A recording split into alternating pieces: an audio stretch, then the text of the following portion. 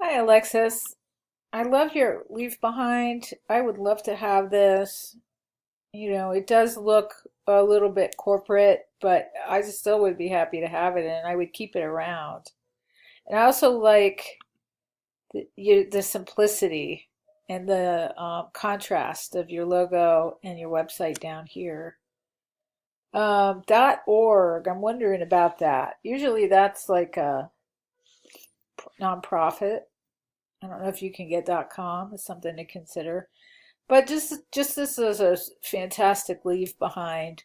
So as far as your business card, the front is super strong and intriguing.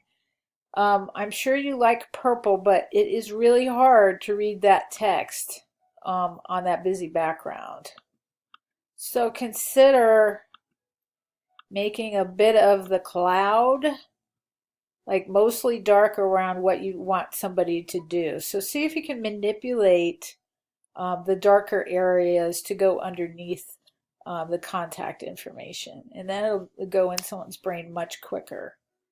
So your address is really inconsequential. Do you want anyone to come to your house?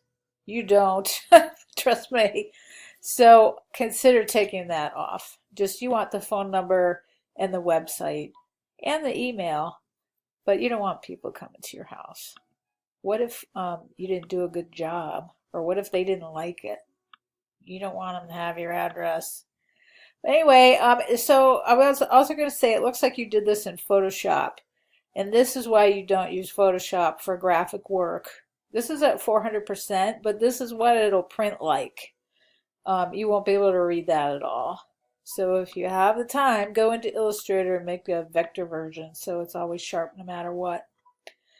All right, so I'm sure you put how much this stuff cost on here. No, you didn't. I'm curious about that. Just can you afford it and how many are you going to make? All right, let me know.